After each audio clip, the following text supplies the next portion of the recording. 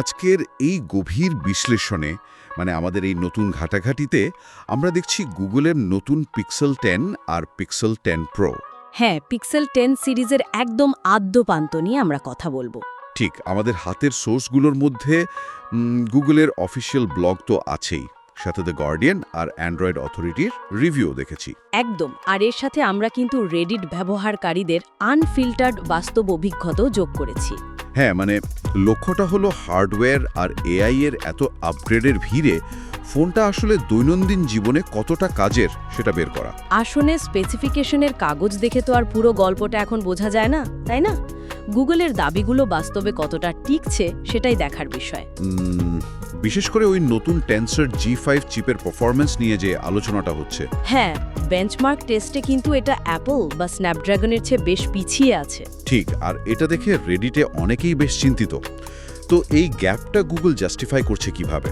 ব্যাপারটা হলো, গুগল আসলে কাঁচা শক্তি বা ওই হেভি গেমিং স্পিডের পেছনে ছুটছেই না। তাহলে ওদের গেম প্ল্যানটা কি? ওদের গেম প্ল্যান হলো ফোনটাকে দৈনন্দিন কাজে আরও স্মার্ট করা। এই টেনসর G5 মূলত ডিজাইন করা হয়েছে অন ডিভাইস এআই খুব স্মুথলি চালানোর জন্য। আচ্ছা, সোর্সগুলো ঘাঁটতে গিয়ে ম্যাজিক কিউ নামের একটা ফিচারের কথা বারবার উঠে এসছে। হ্যাঁ, ম্যাজিক কিউ এর দারুণ একটা প্রমাণ। এটা আমার কাছে বেশ দারুণ লেগেছে।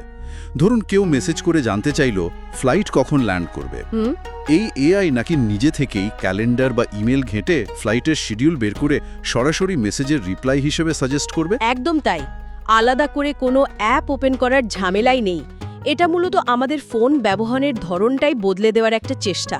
অ্যাপ ভিত্তিক কাজ থেকে বেরিয়ে ফোন নিজেই ইউজারের উদ্দেশ্য বুঝে কাজ করছে। ঠিক, আর এই একই এআই প্রসেসর কিন্তু শুধু মেসেজ বা ক্যালেন্ডারেই সীমাবদ্ধ নেই, এটি ক্যামেরার পেছনেও জাদুর মতো কাজ করছে। হ্যাঁ, সাধারণ পিক্সেল 10 মডেলে এবার যে নতুন ডেডিকেটেড টেলিফোটো লেন্সটা দেওয়া হয়েছে, সেই লেন্সের পারফরমেন্স কিন্তু পুরোপুরি এই এআই এর ওপর নির্ভরশীল। দ্য গার্ডিয়ানের রিভিউতে এই 100x জুমের কথা খুব হাইলাইট করা হয়েছে। সোর্স থেকে দেখলাম এত দূর থেকে ছবি তুললে যে অস্পষ্টতা তৈরি হয়, এআই নাকি নিজে থেকেই সেই মুছে যাওয়া ডিটেলস নিখুঁত করে দেয়। হ্যাঁ, সাথে ক্যামেরা কোচ নামের একটা ফিচারও আছে। ও হ্যাঁ, যেটা ভালো ছবি তোলার ফ্রেম ঠিক করতে গাইড করে। মনে হচ্ছে পকেটে একজন ফটোগ্রাফি অ্যাসিস্ট্যান্ট ঘুরে বেড়াচ্ছে। ক্যামেরা কোচ সত্যিই বেশ কাজের। তবে 100x জুমে এআই যেভাবে নিজে থেকে পিক্সেল বানিয়ে ডিটেলস তৈরি করে, সেটা নিয়ে একটু ভাবার আছে। কেন? রিভিউয়াররা কি বলছেন? রিভিউয়াররা বলছেন এটা দেখতে চমকপ্রদ হলেও মাঝে মাঝে ছবিটাকে একটু বেশি কৃত্রিম বা পেইন্টিংয়ের মতো মনে হয়। লেন্স যা দেখছে আর প্রসেসর যা বানাচ্ছে তার মধ্যে একটা ফারাক থেকে যাচ্ছে। একদম, আর সেই ফারাকটা কিন্তু বাস্তব ব্যবহারের ক্ষেত্রেও দেখা যাচ্ছে।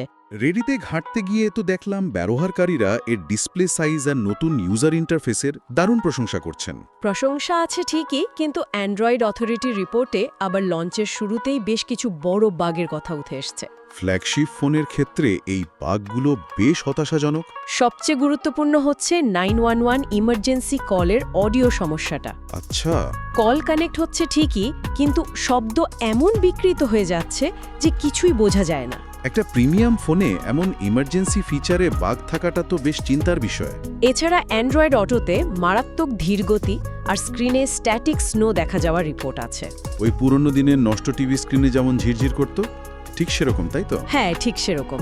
একটা বিশাল কোম্পানির কোয়ালিটি কন্ট্রোল পার করে ইমার্জেন্সি ফিচারে বাগ চলে আসাটা আসলেই আশ্চর্যের। তবে গুগল জানিয়েছে তারা সফটওয়্যার আপডেটের মাধ্যমে এগুলো ফিক্স করার কাজ শুরু করে দিয়েছে। সফটওয়্যার আপডেট দিয়ে এই সমস্যাগুলো হয়তো শীঘ্রই ঠিক হয়ে যাবে। তো সব সোর্স মিলিয়ে দেখলে এটা পরিষ্কার যে যারা শুধু হেভি গেম খেলার জন্য ফোন কেনেন না, বরং দৈনন্দিন কাজগুলোকে সহজ করতে একটা সত্যিকারের স্মার্ট অ্যাসিস্ট্যান্ট চান, পিক্সেল 10 তাদের জন্য দারুণ একটা চয়েস। আর গুগলের টানা 7 বছরের ওএস এবং সিকিউরিটি আপডেটের গ্যারান্টি একে দীর্ঘমেয়াদী ব্যবহারের জন্য দারুণ একটা ইনভেস্টমেন্টে পরিণত করেছে। দারুণ বলেছেন। তবে আজকের আলোচনা শেষ করার আগে একটা বিষয় মাথার ভেতর বেশ ঘুরপাক খাচ্ছে। কোন বিষয়টা? ওই যে 100x জুমের কথা বললাম, আমাদের ফোনের ক্যামেরা যদি এআই ব্যবহার করে ছবির মুছে যাওয়া ডিটেলস নিজে থেকেই তৈরি করে নেয় আর ছবিকে নতুন করে নিখুঁতভাবে সাজিয়ে দেয়। ঠিক, তবে আমরা আসলে কি ক্যামেরাবন্দি করছি? সেটা কি সত্যিকারের কোনো স্মৃতি, নাকি এআই এর নিখুঁতভাবে তৈরি করা কোনো কল্পনা?